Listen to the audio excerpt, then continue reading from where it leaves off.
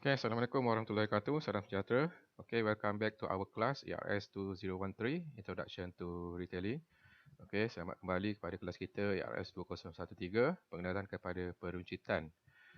Okay, untuk kali ini kita pergi kepada kita punya chapter ke-7. Okay, dari bab ke-7, iaitu berkenaan dengan market selection and retail location. Okay, yang ni berkenaan dari segi macam mana kita nak pilih pasaran, okay, macam mana kita nak tahu pasaran apa yang nak kita sasarankan, dan juga macam mana kita nak menentukan okay, lokasi sesuatu tempat untuk kita menjalankan perniagaan peruncitan kita. Okay, our learning outcome, okay, at the end of the chapter, you should be able to explain market segmentation, menerangkan tentang market segmentation, and then describe the location options available to retailers, and then explain market identification and selection, and then explain the site selection process. So ada 4 saja kita punya learning outcome. That is explain market segmentation, segmen pasaran, menerangkan segmen pasaran, and then menjelaskan tentang option-option, pilihan-pilihan lokasi yang ada untuk para peruncit, dan juga untuk dapat menerangkan explain market identification dan juga selection, macam mana kita mengenal pasti pasaran, dan memilih dan mengenal pasti pasaran. And then juga menerangkan tentang proses-proses pemilihan tapak untuk kita membuka kita punya outlet ataupun kedai-kedai peruncitan. Okay, identifying the target market is an important element. Okay, maknanya kita nak memastikan bahawa kita nak mengenal pasti kita punya sasaran pasaran, target market adalah satu yang sangat penting bagi sesuatu operator peruncitan. Okay, jadi kita semua, bagi untuk semua yang menjalankan apa-apa juga bisnes, mereka tetap berhadapan dengan sumber-sumber yang terhad. Okay, jadi untuk pasaran, maknanya kita tak boleh dengan sumber-sumber yang terhad, kita tak boleh nak serve semua yang ada dalam market. Okay, jadi kita perlu ada kita punya target market. Okay, so jadi kita boleh tumpukan usaha-usaha kita untuk memenuhi kehendak dan keperluan the need and wants of this target market. Okay, target market juga adalah penting dalam dalam pemilihan lokasi. So maknanya kita nak tahu bahawa lokasi yang kita pilih itu akan ada pelanggan yang kita inginkan yang akan membeli barangan ataupun perkhidmatan kita. So dalam kalau kita tanya pemain industri pun, apakah kalau kita tengok dari segi orang-orang peruncitan, apakah yang paling utama? Ada 3 perkara paling utama dalam retailing. Three most important things in retailing. Mereka akan jawab, the 3 most important thing dalam retailing adalah location, location, location. So location akan menentukan kejayaan ataupun kegagalan sesuatu perniagaan peruncitan. So bila kita kata kita nak pilih location, kita kena juga pastikan bahawa target kita, market kita ada di location tersebut. So kita ni adalah maknanya perniagaan yang perlu pergi kepada di manakah kita punya pelanggan berada.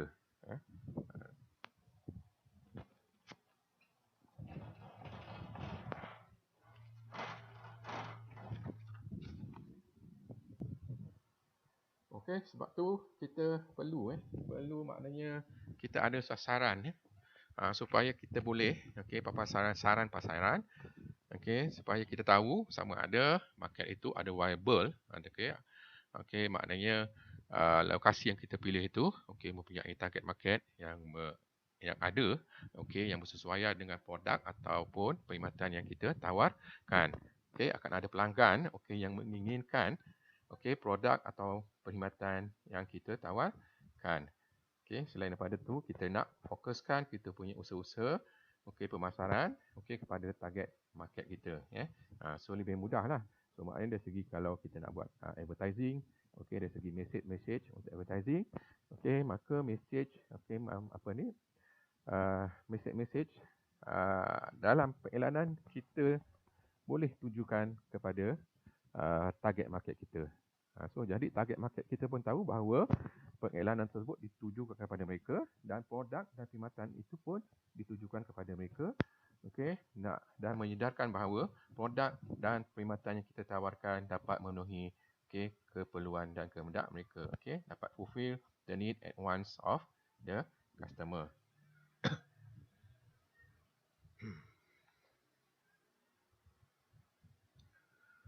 Okay, target market can be defined as the group of consumers that retailers is seeking to serve.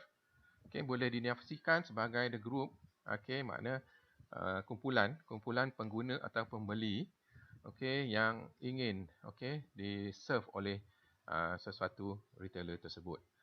Market segmentation is used to segment or divide. Makna kita menggunakan market segmentation untuk menentukan target market kita. Jadi untuk tahu menentukan target market kita, kita buat market segmentation. It's a method used to segment or divide heterogeneous consumer population into smaller, more homogeneous groups based on their characteristic as well as their needs and wants. So kalau tengok, kita nak tengok juga dari segi mungkin kat sini ada lebih jelas tentang target market, apa itu target market.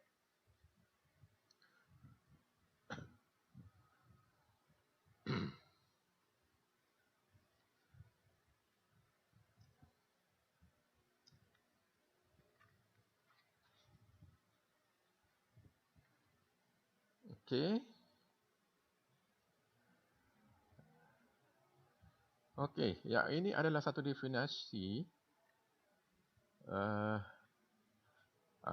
by Hootsuite. It's a specific group of people you want to reach with your marketing message. So maknanya yang ini dari segi marketing lah. They are the people who most likely to buy your product and they are wanted by some common karakteristik. Ini tadi yang katakan dari segi apa ni? Yang kata dari segi segmentation. So like demographic and juga behavior. So maknanya senang lah. Maknanya kita nak buat marketing message kita dah tahu siapa kita sasaran kita. So kita boleh buat kita punya message bersesuaian dengan siapa mereka yang kita sasarkan. Okey, kalau kita tengok sini target market by Investopedia. A group of potential want to sell. Include to whom direct marketing offered. It's one part of the total market of the market for a good good or service. So consumers who make up a target market share similar characteristic including buying geography, buying power, demographic dan juga income lah. So ni antaranya. Ni target markets are generally categorized by age, location, income dan juga lifestyle. So untuk buat benda ni kita kena buat dari segi segmentation tadilah. Kalau kita tengok sini ada juga what is a target market example. Inilah ni example dia. A small business often target by gender or age. For example, a woman's clothing retailer direct its promotion efforts at women. So companies selling life insurance for people close to retirement may target people 50 or over. So ni contoh-contoh dari segi target market. Kalau kita tengok lagi, so lebih kurang samalah. Semua target market dia punya definition lebih kurang sama. So to win, want to sell. In breaking down into various segment and planning market strategy accordingly for each segment to increase the market share.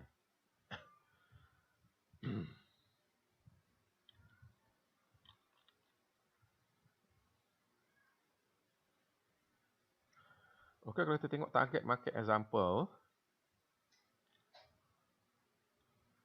Ini ada contoh.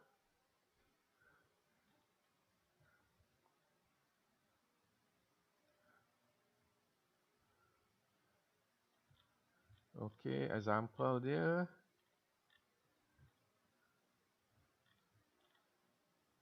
Okey, macam ni College Edison. Okey. Target market, alamak. Tutup. Okey, target market of Snapchat more than 178 million user below the age of 25, 18 to 24, most of which are still in high school and college, preferably females from the target market of Snapchat. Okay, target market of McDonald's. Okay, target student, employees, and professional in the age of 8 to 85 years belonging to low and middle income groups and having an easygoing and careless personality. Ni contoh target market macam mana dia state tentang dia punya target market. Okey, ni dia punya target market Facebook Okey, so maknanya dari segi ni dia punya target 15 million lah. Memang awal-awal lah dia buat untuk college student tapi lama-lama dia diperluaskan kepada everyday user. Okay, so Facebook has now widened its target market and has positioned itself as a social media used by mostly middle age mobile using adults in 527 countries. So tapi kita retailing biasanya kita localize lah. Okay, maknanya kita nak buka tapi kena ada jugalah target walaupun kita localize, katalah kita national punya chain, national retail chain, maka kita perlu perlu ada satu standard punya target market yang kita boleh sesuaikan dengan location di serata negara. Tapi macam mana pun bila kita nak pilih satu location tu memang kita perlulah pastikan bahawa target market kita ada di location tersebut Okey, ni contoh dia. So mana target audience. So kalau kita nak market segmentation, buyer persona. Mana demi contoh.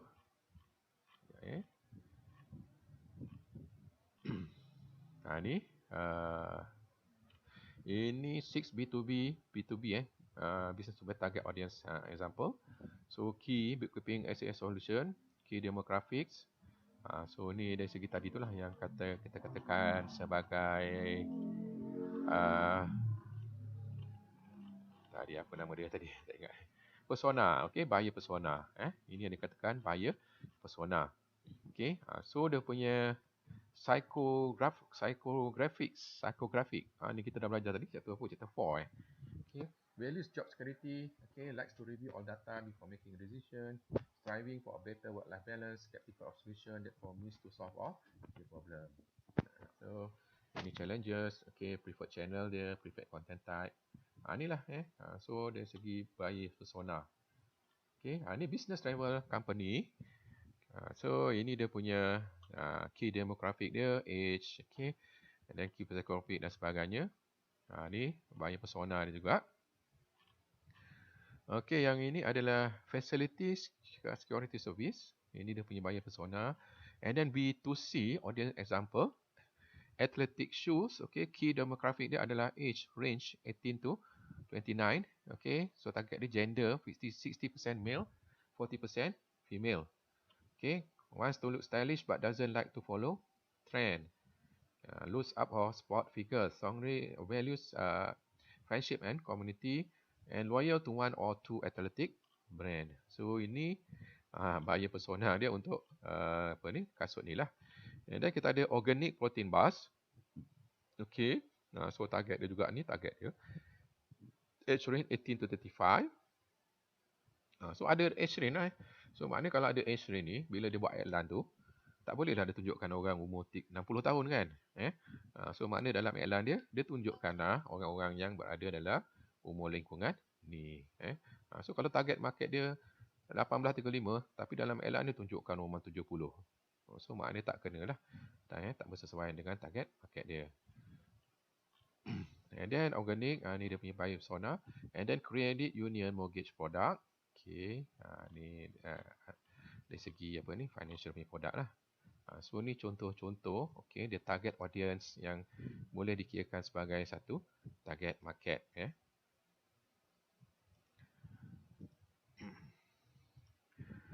market segmentation. Kita buat market segmentation untuk kita menentukan kita punya target market. To ensure the effectiveness of target marketing, three criteria should be met. Tiga kriteria hendaklah dipenuhi. Satunya adalah ada measurable lah. So measurable. Contohnya dia punya bilangan dia lah. Biasa kita ada bilangan dia. Dari segi demografik, daripada statistik, daripada umur dia, berapa ramai, yang orang katalah umur 18-35 tahun dalam di satu lokasi itu. So apakah pekerjaan mereka, berapakah pendapatan mereka,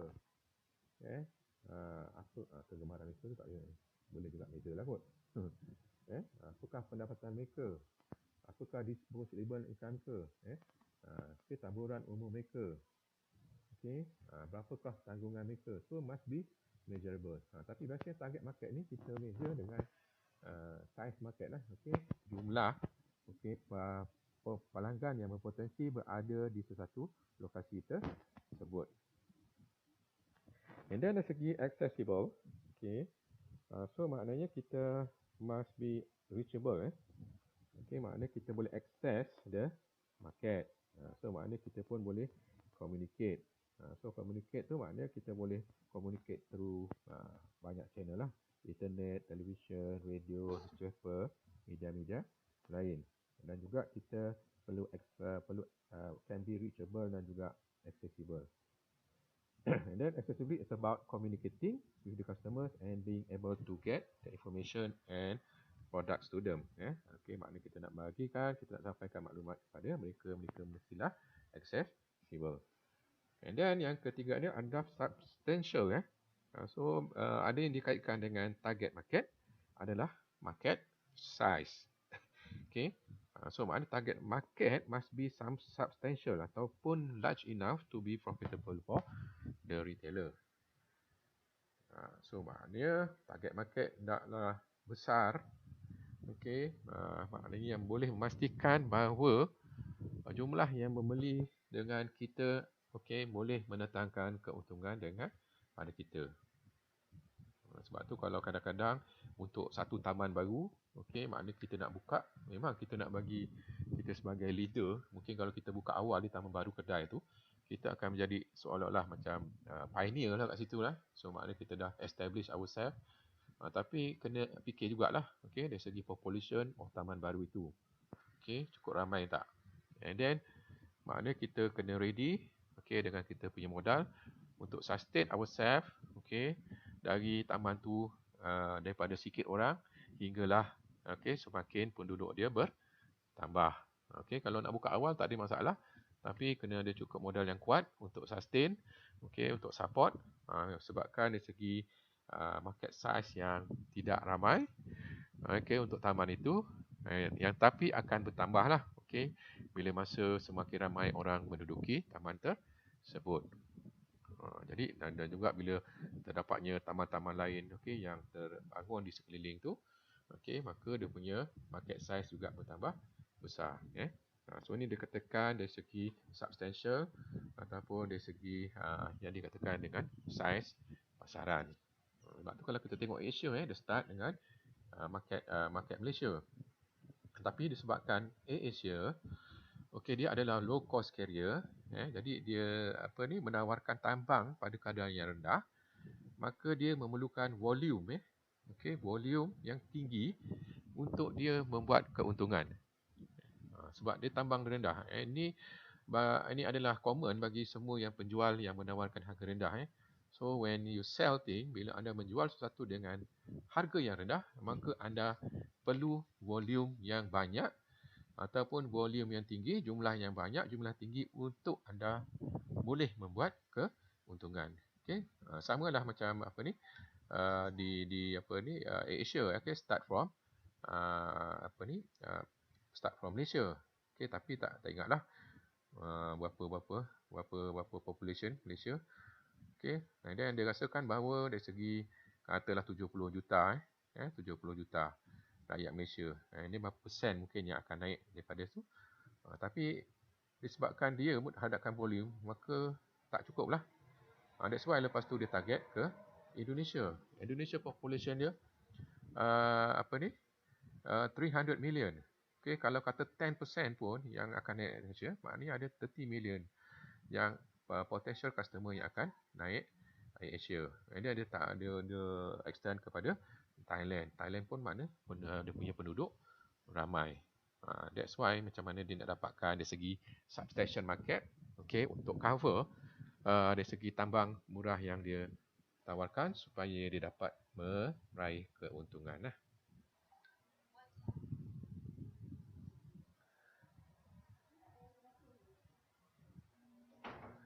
Okay, reaching target market.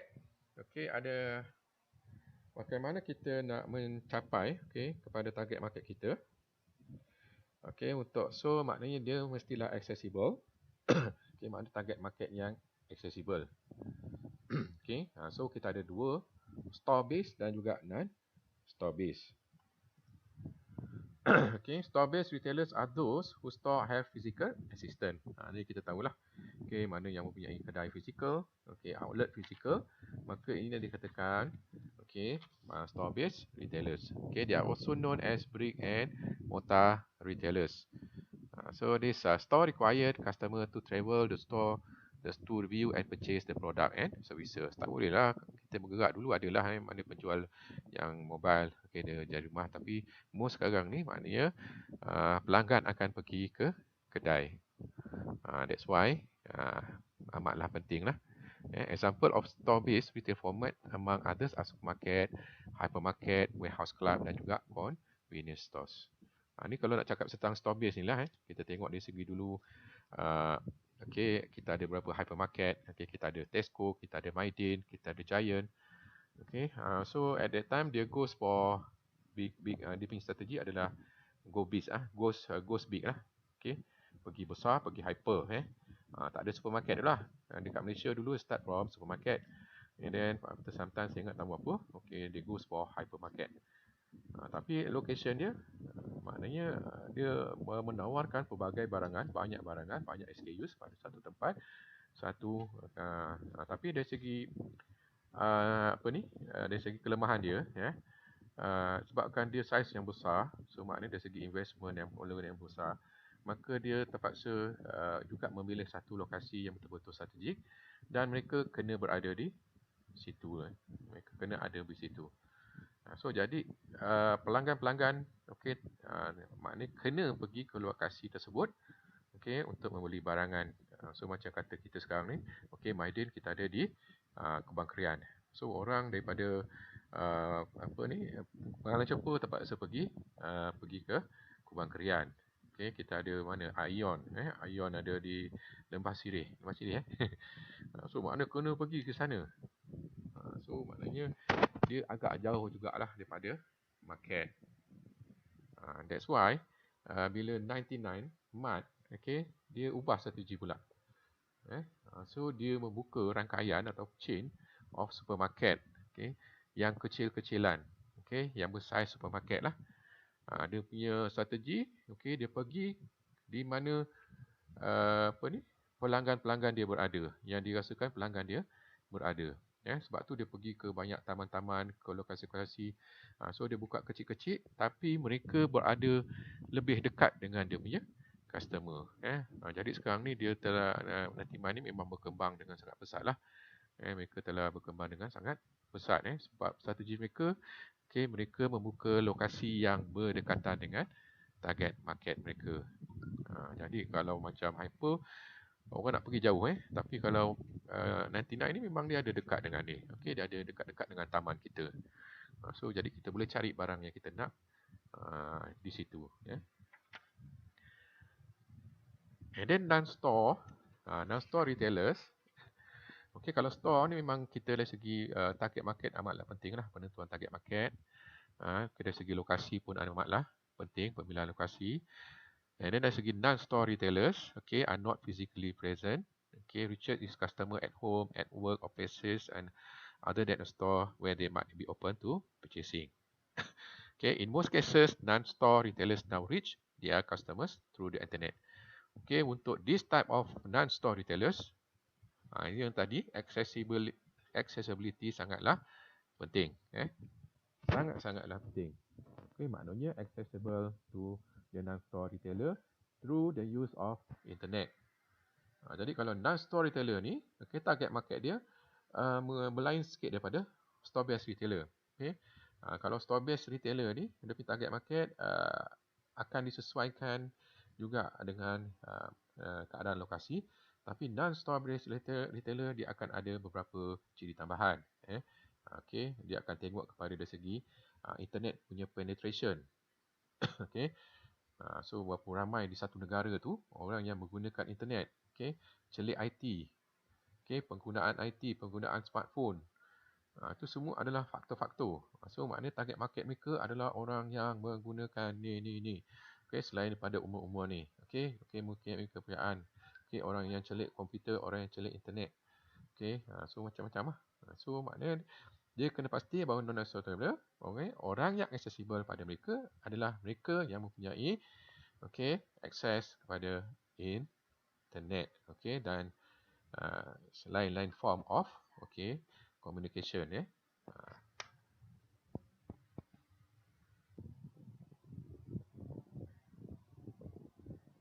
Store-based retailer contohnya, kita ada store-based retailer, kita ada store-based retail location. Ini adalah location ya. Kita ada location yang di business district, kita ada shopping centers and malls, kita ada freestanding premises, kita ada non-traditional location, kita ada CBD, central business, kita ada secondary business and neighborhood, business district. Ini taman-taman lah. So ini adalah di mana store-based retail location boleh bercadang menggunakan membuka mereka perniagaan mereka. Ni kalau kita tengok CBD, business district, kita ada, so maknanya kita ada Kuala Lumpur CBD. CBD tu pun ada area dia, rasanya Bukit Bintang ni. Bukit Bintang pun one of the CBDs. So maknanya kat situlah all the big, tapi situ pun sebenarnya ada beberapa. Saya tengok dah lama tak pergi KL. Situ ada apa? Dulu ada Sungai Wang kan. Dulu yang famous Sungai Wang, ada Lot 10 kat situ dekat Bukit Bintang lah.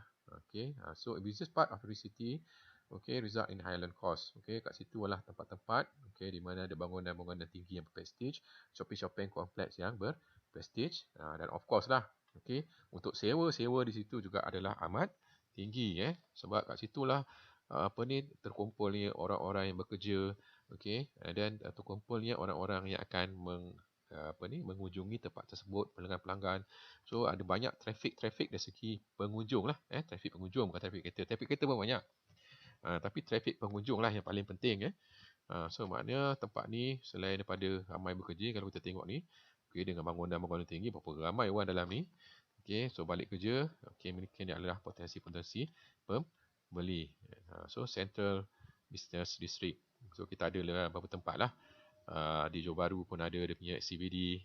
Di Kota Baru ni ada kot CBD tu.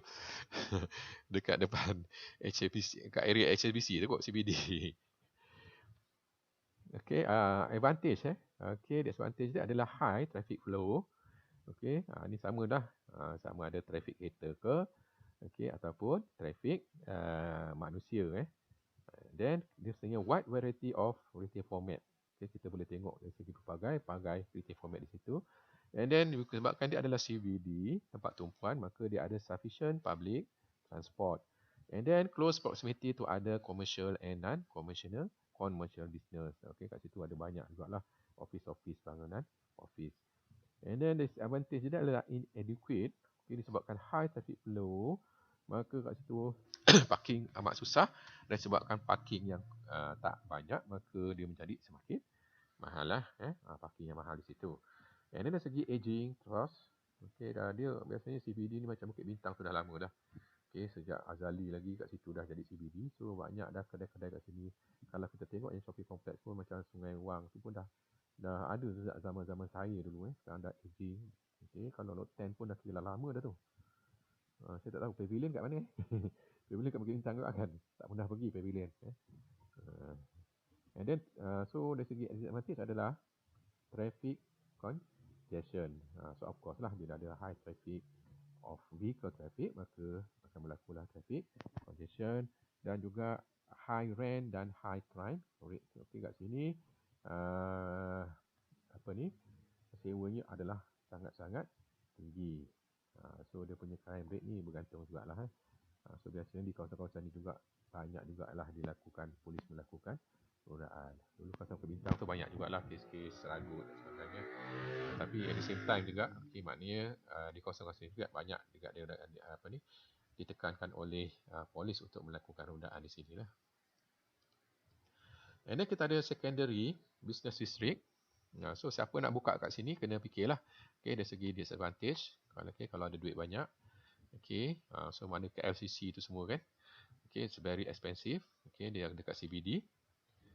Okay, and then kita ada secondary business district. Okay, ni macam kat PJ Subang and spread population within the city. Okay, one store. So maknanya dia berkembang Okay, secondary business district. Okay, nearly smaller than those SBD and public transportation district. Okay, macam kita dulu, okay, di Kuala Lumpur, dia berkembang kepada Petaling Jaya, Subang Jaya, Shah Alam. Okay, ni semua adalah boleh dikirakan sebagai secondary business district. Kalau kat Kota Baru ni, saya rasa secondary business district dah berpindah kepada Lembah Sirih lah. Okay, di mana adanya ION dan juga ada segi Tesco dan sebagainya. Ini pendapat saya, CBD, okay, Central Business District adalah di tengah-tengah bandarnya. Asalnya memang kat situ lah, bandar kita. And then secondary business sekarang telah berkembang ke ke Lembah Sirih lah. And then neighborhood business district, okay, neighborhood taman-taman. Di Taman Bendahara ni, okay, kita punya Pantai Timur. Okay, neighborhood business district.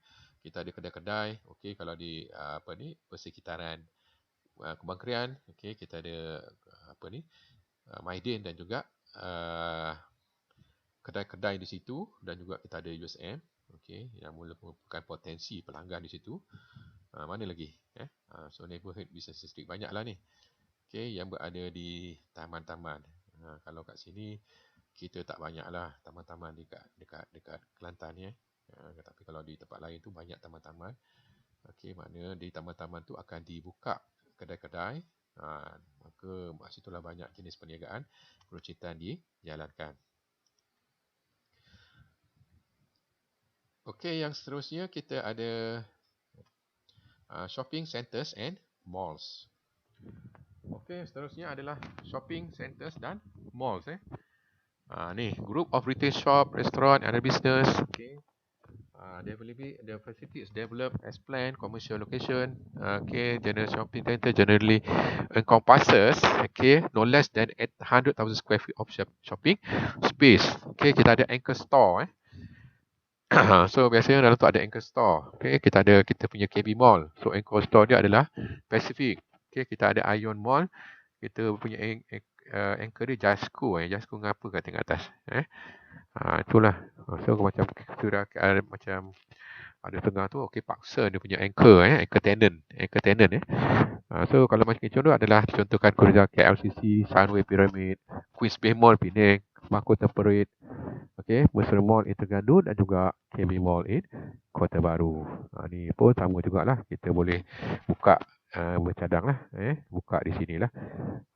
Sini bagusnya macam tadilah, dia trafik dia ramai, okay, pengunjung-pengunjung, potensi customer akan berkunjung sini ramai, okay, trafik pengunjung adalah tinggi, okay, jadi dia membawa kemungkinan bahawa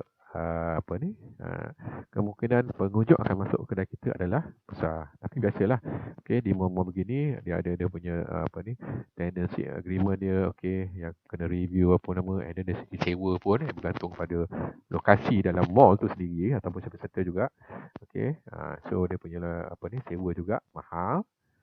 Okey, contoh kalau di bawah tu lebih mahal, okey, dibandingkan dengan atas dekat Ceruk. Okey, mungkin tersorot bawah tangga tu murah sikit. Tapi mana tempat-tempat yang prime, okey, lokasi-lokasi yang prime, dia punya sewa adalah sangat-sangat tinggi.